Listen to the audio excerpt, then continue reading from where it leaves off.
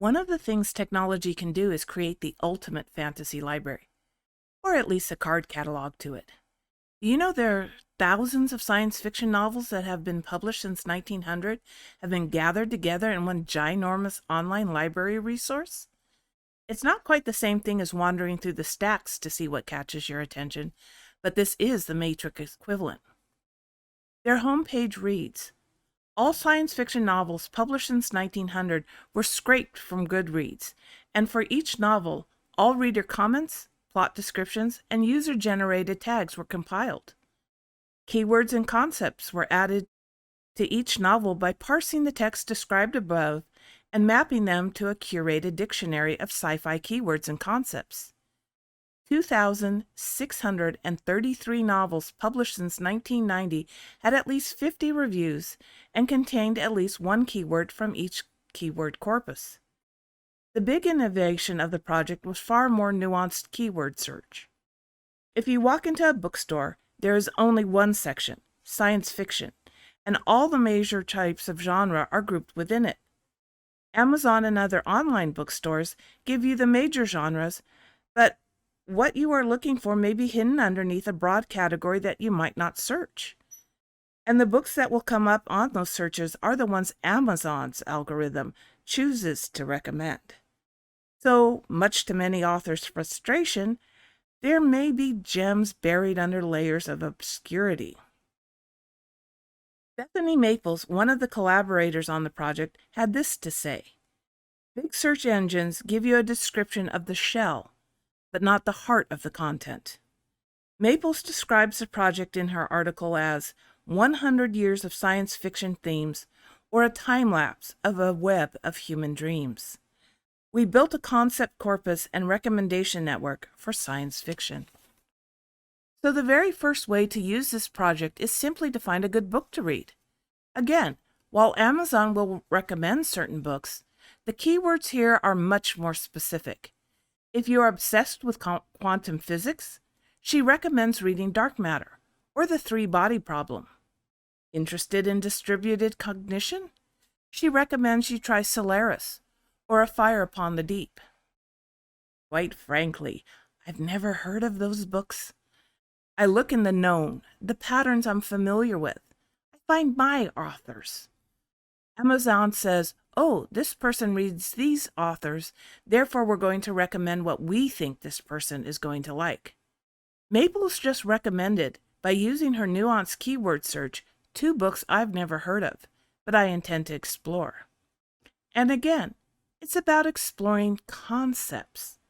Maples recommends you browse, don't search. Explore books not by traditional genres, but by high-level concepts. And that's what this project did. It explored the network behind these concepts. She has a comment, curious about how cryptocurrencies might affect gaming, ransomware, and terrorism? All right, she caught my attention. She just caught my husband's attention as well as he heard me read this. How about how AI might feel about humans? She recommends Saturn's Children or Aurora. Again, my apologies to the author, but I've never heard of those books. Genetic tampering. Dune, of course. Now, my husband and I both know about Dune. Dune we know inside and out. It's one of my husband's favorite books. And I have to say, it's very nuanced on that subject. It's mind-blowing what Herbert explored in that. But again, this project will link you to other books like Dune, books you might not have heard of. With a movie version that just came out, far more people in their 20s and younger are discovering the world of Dune for the first time. And I must say, I think the new movie is very true to the book. The fact that yet another generation has fallen in love with this book shows the timelessness of the underlying themes of science fiction. Human hopes and human fears. What it means to be human. Another thing Maple suggests that you can do with this project is explore future realities. Now that's what this channel is all about. What is the future going to be like? How do we shape it? I'm very excited about this resource that they have because it opens my range of research. I can take one concept, like Maple's suggestion of dark view of AI. Not sure how we would cohabitate? That's something I'm very, very deeply concerned about. We are programming the robots from our history, from where we're coming from. And quite frankly, humanity doesn't have a good track record. So I think it's a little unrealistic to think we're going to get along with the robots and they're going to like us, especially as a lot of this funding is coming from how AI and robotic technology can be used in wars. She also recommends exploring the relationship between sci-fi and the cultural and paradigm shifts. Centuries of science fiction has been firing the imagination, which created the technologies that we live in. The fact that I'm speaking now into this object in front of me and people around the world will be able to hear my voice is just extraordinary. And people might think it was magic in the 16th century. One of the things they looked at was the lag time and changing expressions of immortality. This one, when I'm done, I'm going to really try to delve into. Their project discovered the correlation with immortality as a species and how that concept within our culture has changed, grown, and morphed. And in very practical terms, how we have gotten closer to achieving immortality versus the iconic concept. That right there gripped me, and I knew I just had to share it with other people who are as passionate about this as I am. One of the other things that was particularly interesting was that because they mapped all the correlations, it showed them times when science fiction was not as popular, and writers experienced what Maples calls AI winters. When the development of AI has scared people, you have a lot of science fiction being written. And then there's times when technology isn't that much in the news, and science fiction hasn't gotten nearly the popularity as it could. She mentions the project's network structure, what she calls the shape of dreams. Some of the major themes that emerged were galactic empires, interstellar wars, and space warfare, human nature. Now that's a particular interest of mine. And one of the things that bothers her is that human nature and zombies are clustered very closely together. She said in her article, "Someone riddle me this one." I gotta agree with her. Zombies? Yeah, they're interesting. And it's a fun concept, and I've had someone explain why zombies are so popular, and maybe I'll get into that later. But I think there's a lot more to human nature that can be explored than just zombies. And again, she mentions that Dune explores what is being human. And I agree. Dune is an excellent, excellent book that explores that. Maples mentioned feminism and gender issues. Science fiction has always been on the cutting edge of that. And a lot of that is done when you deal with aliens, because you can get out of the human context and things our society locks us into. It gets us out of our trained emotional response to things. But it also reveals the need to keep what philosophy and theology have taught us, that there is something distinctive about being human, and if we lose it, we lose humanity.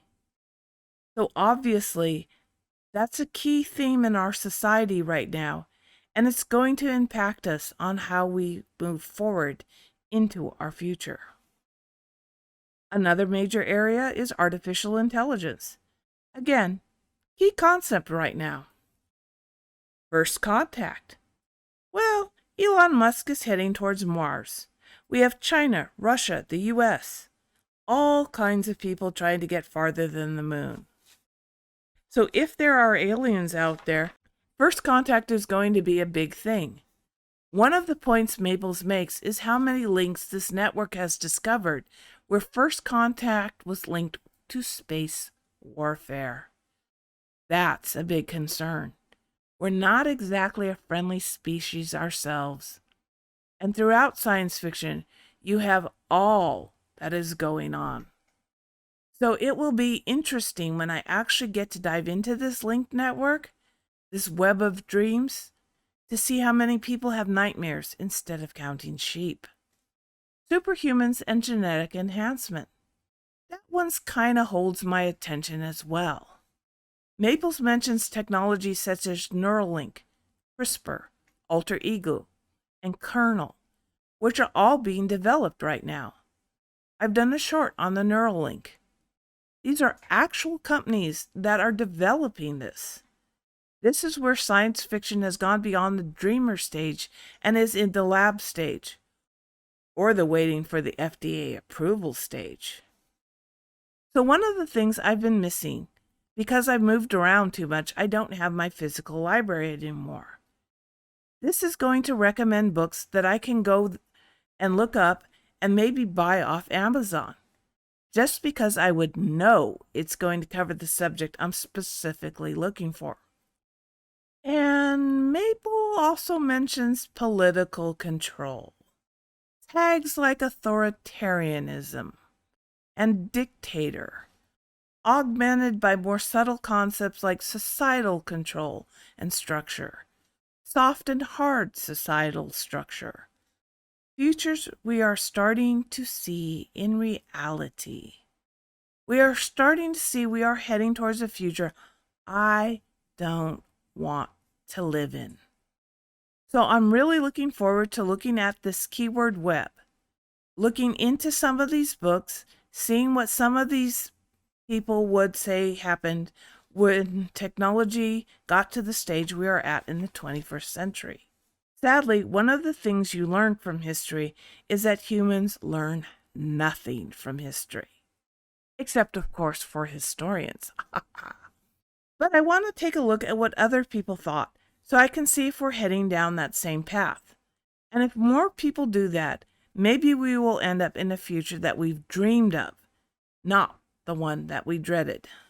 While I don't think spending time on a computer reading a book quite replaces the turning off the computer and picking up a hard copy to read, I do think online libraries open up a world to those of us who have lost the space to store our libraries.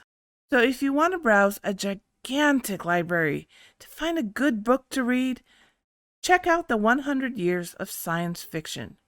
Their website is listed on the link below. Thank you for watching, and join us next time on Rabbit Trails for Cyborg Bunnies.